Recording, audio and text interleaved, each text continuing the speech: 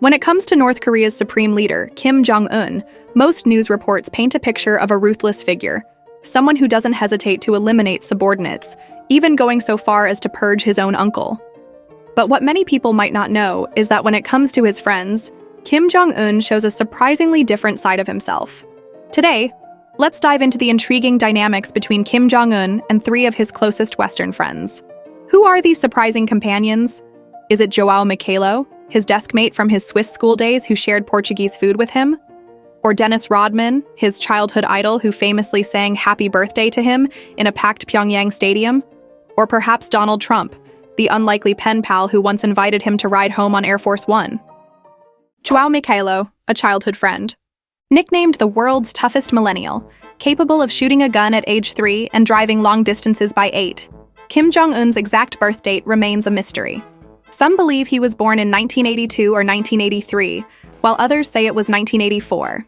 His aunt Ko Young-suk once confirmed the 1984 claim in an interview with The Washington Post, saying Kim was the same age as her child, and that she even changed both their diapers when they were little. Despite his privileged upbringing, Kim Jong-un reportedly had a lonely childhood. North Korea expert Michael Madden told the BBC that the Kim children lived isolated lives in luxurious mansions, cut off even from the children of other elite families.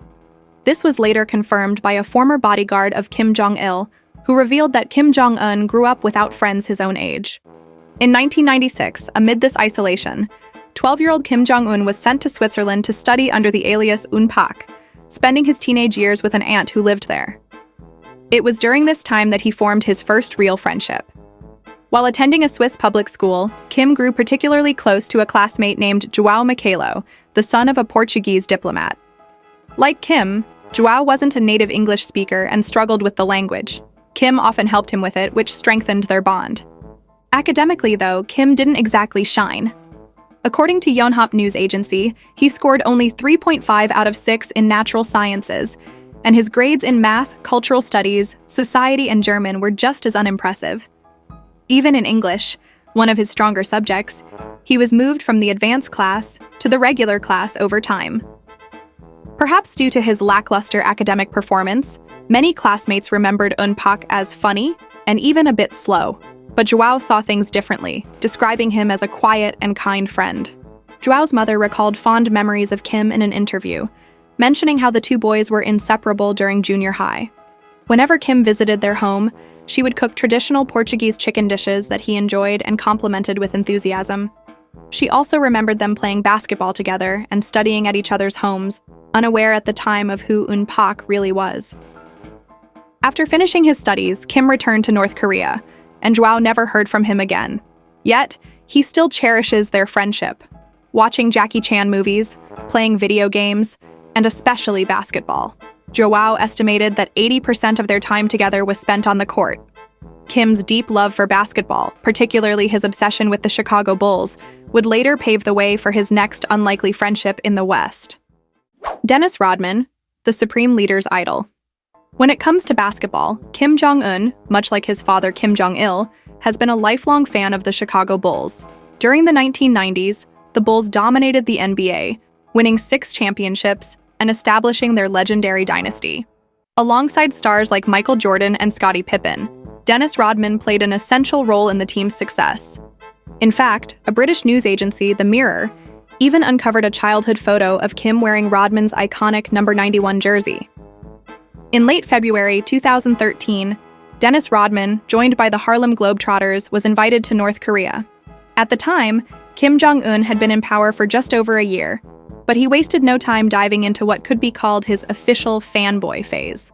At a basketball game, Kim ditched his usual reserved demeanor and invited Rodman to sit beside him. The two chatted entirely in English, without a translator. And at one point, Rodman even said to Kim, "You now have a friend for life." Upon returning to the US, Rodman often referred to himself as a friend of Marshal Kim Jong-un and the North Korean people. He visited the country several more times, and his 4th trip in January 2014 coincided with Kim's 30th birthday. To celebrate, a special basketball game was held in Pyongyang. In front of nearly 20,000 spectators, Rodman took center court and sang Happy Birthday to Kim, who watched from the stands as the guest of honor. Happy birthday to you.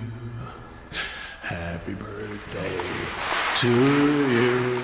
According to Rodman, by this point, Kim wasn't just a friend for life, but had become his best friend.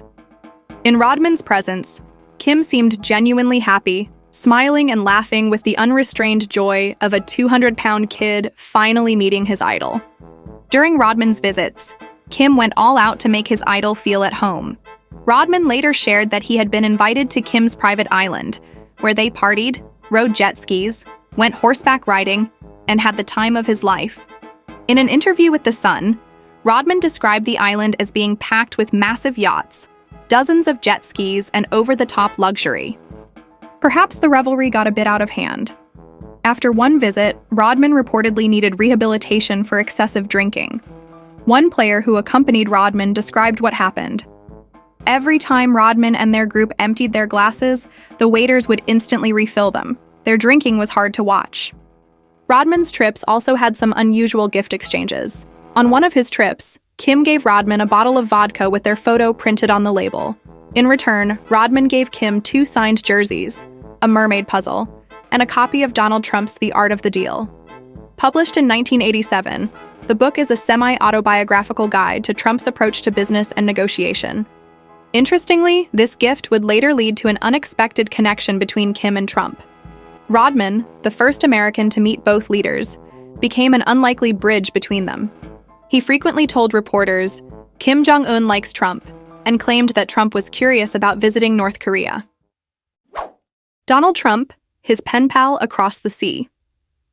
Kim Jong-un and Donald Trump didn't exactly hit it off at first.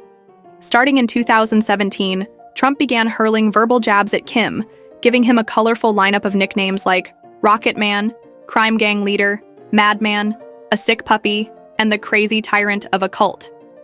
Not one to stay silent, Kim fired back just as intensely, calling Trump a mentally deranged U.S. dotard and a gangster who likes to play with fire. But things took an unexpected turn. The two met face-to-face 3 times, in Singapore, Hanoi, and Panmunjom, and with each meeting, their relationship seemed to thaw a little more. It was almost hard to believe these were the same 2 leaders trading insults not long ago. At the Hanoi summit, when asked if he could see himself becoming friends with Kim, Trump replied, "Of course, if it happens, that would be a wonderful thing." After their meeting in Hanoi, Trump even offered Kim a ride home on Air Force One, knowing Kim had spent days traveling by train through China to get there. "I can get you home in 2 hours if you want," Trump said. While Kim politely declined, it was clear the two were warming up to each other. When they couldn't meet in person, the two stayed in touch as unlikely pen pals. Kim even sent Trump a letter wishing him a happy birthday. On July 6, 2018, Trump shared one of Kim's letters on Twitter. In it, Kim expressed hope that their meetings and signed statements could pave the way for improved relations between their countries. On June 11, 2019, Trump received another letter from Kim, which he described as very warm and friendly. Shortly after, North Korea's Korean Central News Agency announced that Trump had sent Kim a handwritten letter. Kim expressed his gratitude for Trump's keen political judgment and extraordinary courage. Dennis Rodman, who had long acted as a go-between for the two, was thrilled to see their relationship growing and took pride in his role in what the media called the Trump-Kim Summit. However, as Trump's presidency came to an end, their once-publicized camaraderie seemed to fade. That was until July 18, 2024, when Trump brought up his East Asian pen pal again during the Republican National Convention. "I get along with Kim Jong-un. I think he misses me and he'd like to see me back," Trump said, using their unusual friendship as a talking point for his campaign. Less than a week later, North Korea's Korean Central News Agency issued a statement. "Public interest and personal feelings must be kept separate. The nation's foreign policy and personal friendships cannot be mixed." While the tone seemed firm, there was a subtle hint of ambiguity. It seemed to say that while North Korea wouldn't compromise on national interests, personal friendships might still hold a different kind of meaning. 4 months later, after Trump won the presidency again, an insider revealed that his team believed direct talks with Kim Jong-un would be the best way to break the ice in U.S.-North Korea relations. Interestingly, while Biden had also offered unconditional negotiations during his term, North Korea showed no interest. But Trump, as the first sitting U.S. president to step foot in North Korea, might have a unique edge that could set him apart. So now, in 2025, what's next for Kim Jong-un and Donald Trump?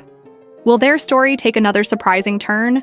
Or is this the start of a new chapter in their relationship? Only time will tell. That's all for today's video about Kim Jong-un and his 3 unique friendships. If you enjoyed this, don't forget to give it a like, share it with your friends, and let us know your thoughts in the comments below. See you in the next video.